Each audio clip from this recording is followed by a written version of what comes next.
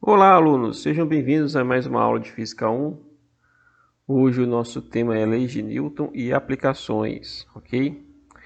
Lembrando que essas aulas aqui são destinadas aos cursos de Engenharia de Minas e Engenharia Metalúrgica, certo, pessoal? Bem, como vocês podem ver aqui no título, né, hoje vamos falar das famosas leis de Newton e também das aplicações das mesmas, né? Antes, vamos fazer aqui uma breve contexto histórico aqui, né? Quem foi Sir Isaac Newton, né? Sir Isaac, acho que eu estou escrevendo certo, Isaac Newton.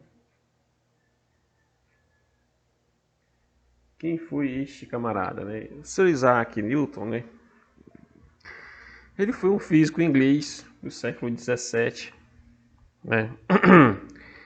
E ele foi o primeiro a questionar a seguinte questão: como que eu posso representar as leis de atração de corpos, né, de forma matemática? Isso foi uma dos questionamentos que ele teve, né? Outras coisas que inspiraram ele a formular as famosas leis da mecânica, né? Então, digamos assim, que ele é o pai da mecânica, ele é o pai da física. Digamos assim, que ele é o pai, entre aspas, né? É o pai da mecânica clássica, ou da dinâmica clássica, né?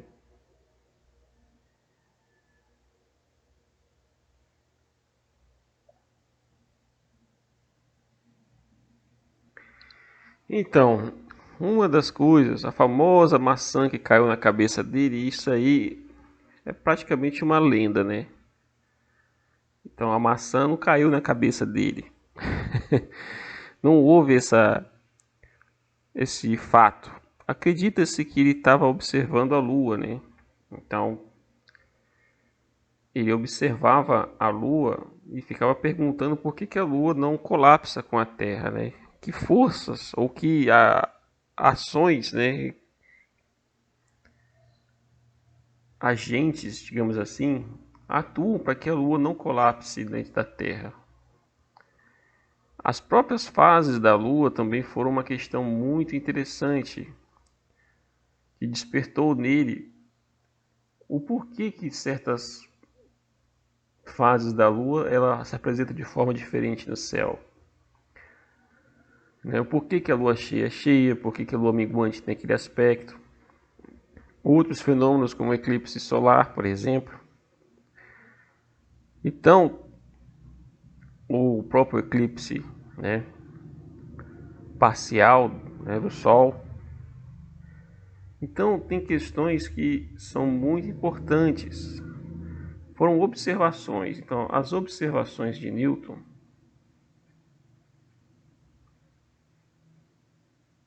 as observações, principalmente de corpos celestes, né, levaram a ele formular as leis da mecânica, né, as leis da dinâmica. O porquê das coisas, digamos assim, na linguagem mais simples. Então, temos que as observações foram muito importantes. Nessa época, o método científico já tinha sido meio que estabelecido por Galileu Galilei, né? O método científico. E Newton se apoiou muito em cima disso. O método científico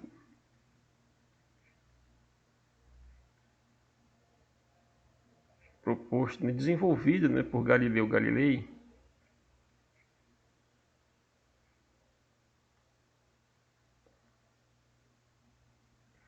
ele foi fundamental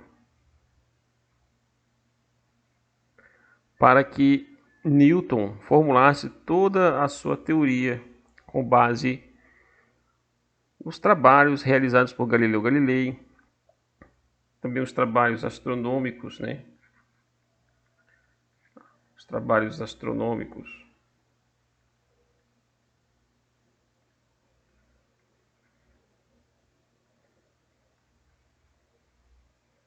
Né? Os trabalhos astronômicos de Kepler. Vou apagar aqui para não ficar muito extenso, né? Então, os trabalhos de Kepler e demais, acho que escrevi certo, não sei, depois eu vejo. Os trabalhos de Kepler, Copérnico,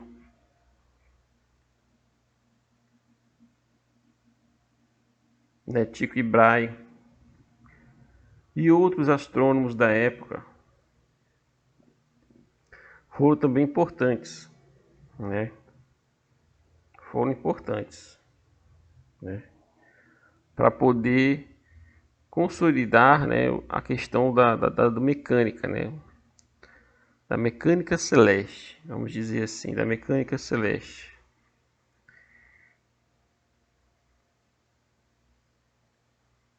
Que é algo que a gente vai ver no final do capítulo, no final da disciplina.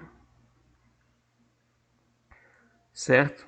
Então, pessoal, o trabalho principal, os trabalhos principais de Galileu foram os que deram um incentivo, né? Inspiraram Newton a formular as famosas 3 leis, né? As famosas leis da dinâmica.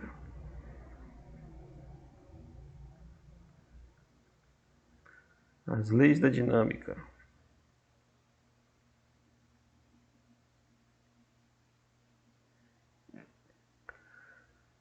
Acredita-se que ele, né? Os historiadores afirmam que esse período foi um período de peste que teve na Inglaterra. E aí, para fugir dessa praga, das doenças, enfim, ele se refugiou num sítio da família que ficava no interior da Inglaterra. E lá ele desenvolveu, não sei se foi durante 2 ou 3 anos, toda a teoria do cálculo, né, teoria do cálculo 1,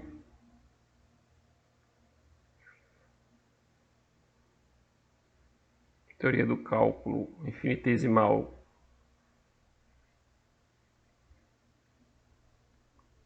e integral, né?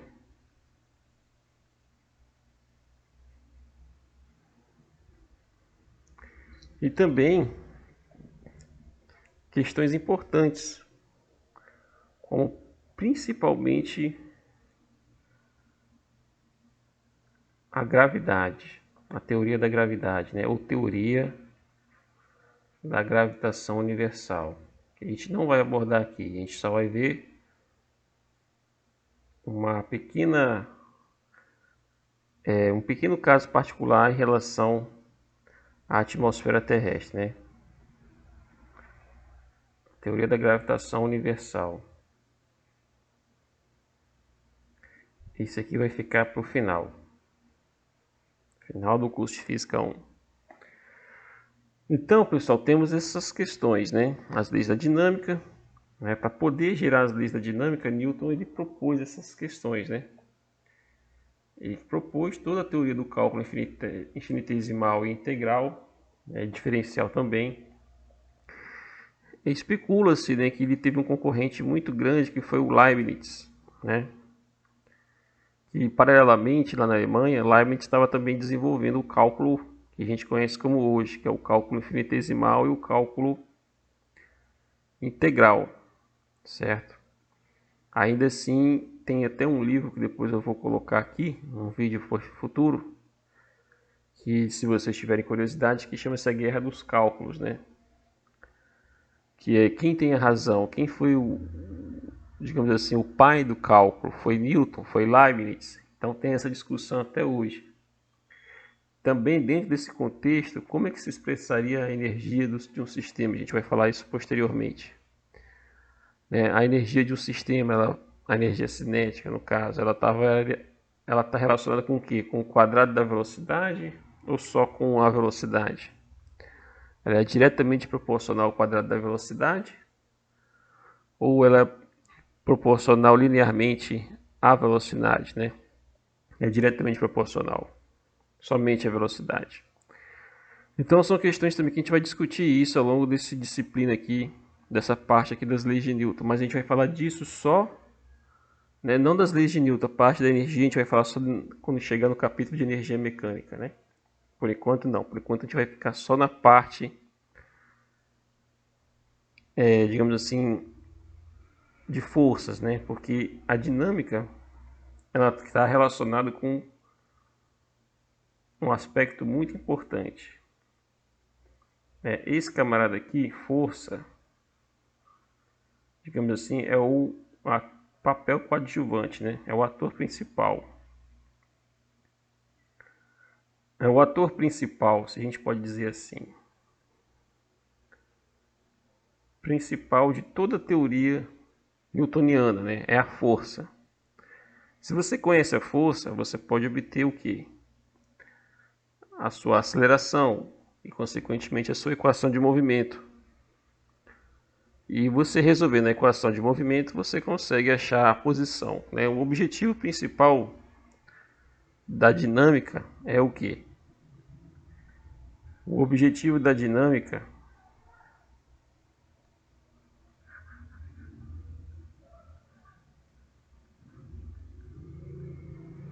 é o quê? É a partir de uma lei, né? Uma lei de força, vamos dizer assim, vamos expressar dessa forma, uma lei de força.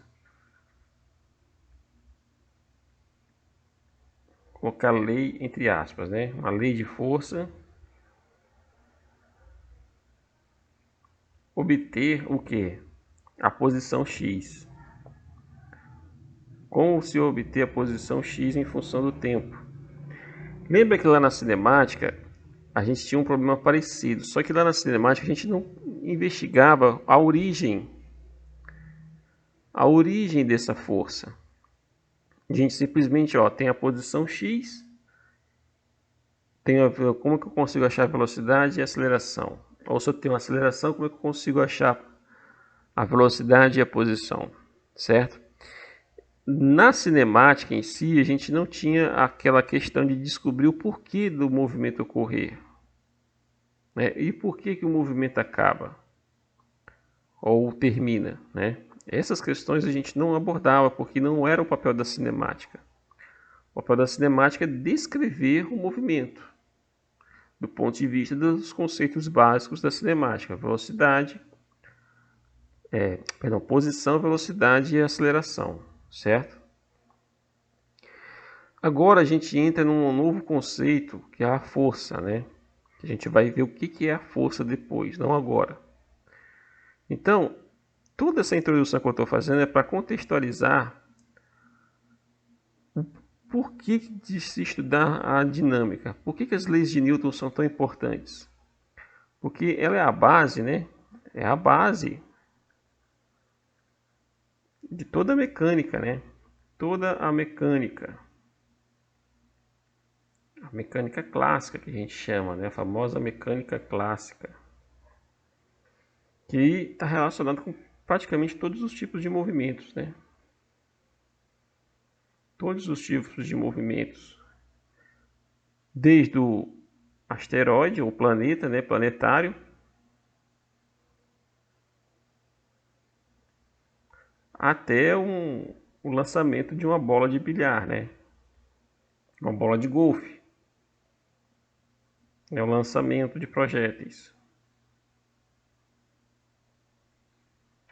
Ou o lançamento de algum outro objeto.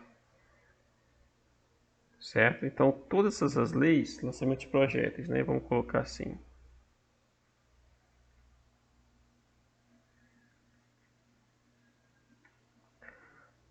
Então, repare que as leis de Newton elas são fundamentais para descrever toda esse universo de fenômenos que estão relacionados com a dinâmica, com o movimento de corpos. Certo?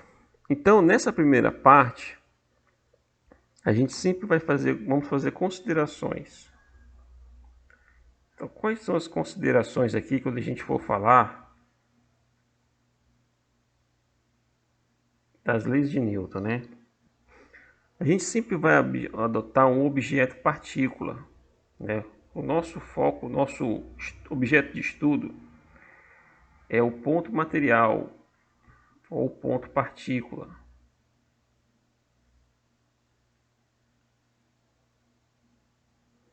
certo?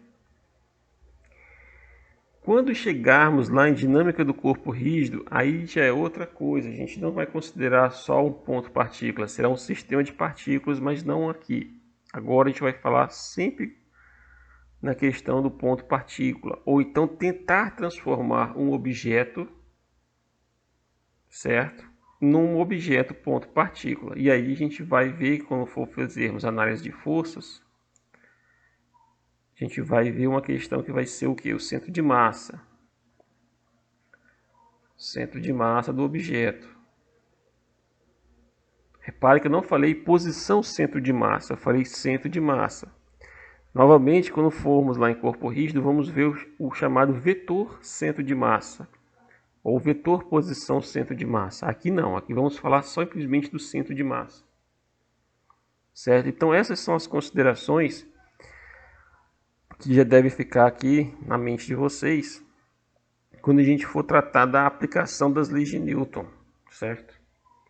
Mas quais são as leis de Newton, né? De forma mais prática, né? Quais são as leis de Newton? Quais são essas leis? Que leis são essas? Quais são essas leis?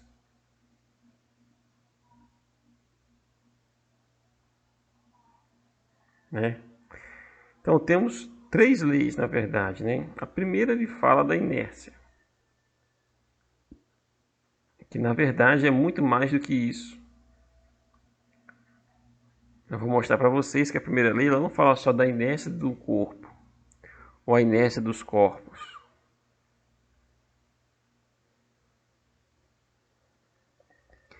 Ela fala também de uma questão que está relacionada com o referencial inercial, indiretamente ou diretamente, né?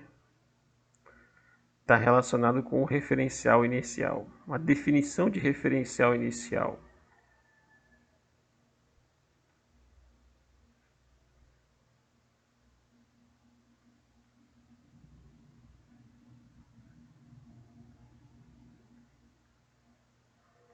A gente vai falar sobre isso, certo? O ponto 2, que é o, digamos assim, o mais famoso, que vocês já viram no ensino médio, é o conceito de força, ou força resultante. De força resultante.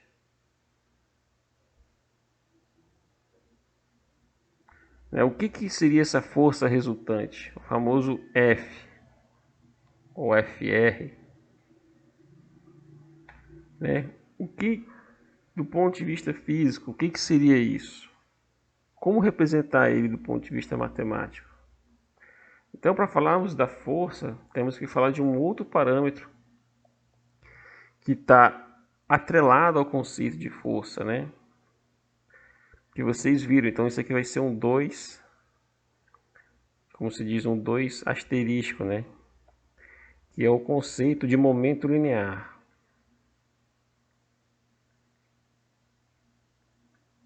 Eu não vou entrar em muitos detalhes sobre isso, mas é a partir do momento linear que a gente chega no conceito de força. E aí eu vou explicar o momento linear. O que seria esse momento linear, né? Então temos aqui uma subgrandeza, se é que a gente pode dizer assim, né? Ou um outro tipo de variável física que, se ele for alterado em relação ao tempo, se ele variar em relação ao tempo, isso vai desencadear no conceito de força resultante. Então a gente vai ver isso aí com calma. E o terceiro, que talvez também seja bem conhecido, a terceira lei de Newton, é o quê? É o princípio da ação e reação, né? Que também pode ser chamado de princípio binário. O que é o princípio binário?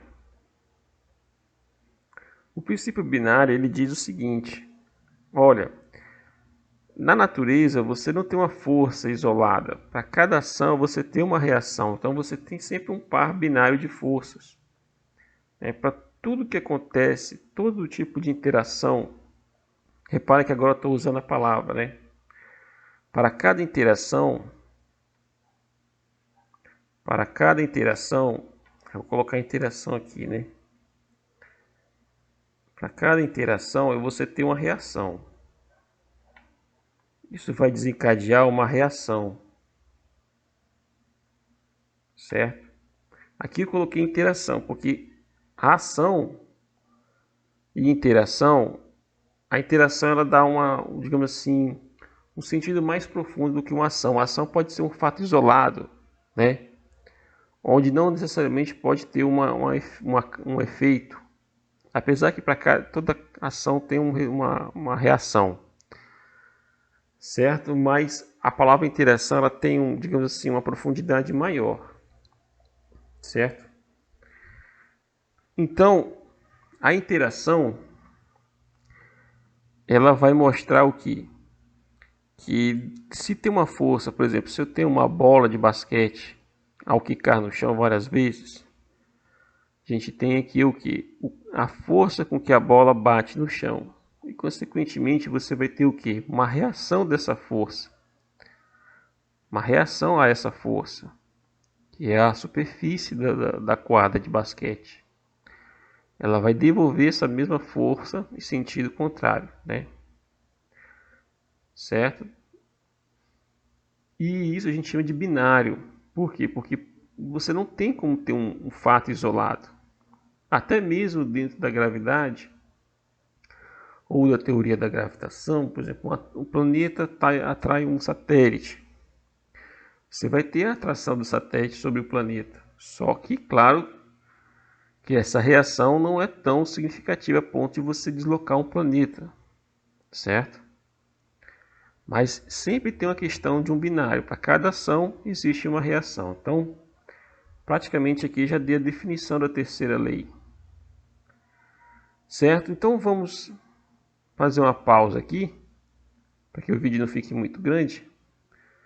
E aí no próximo vídeo a gente já vai falar de forma dos enunciados da primeira, da segunda e da terceira lei de Newton. Certo? Então, um abraço a todos, pessoal, e até o próximo vídeo.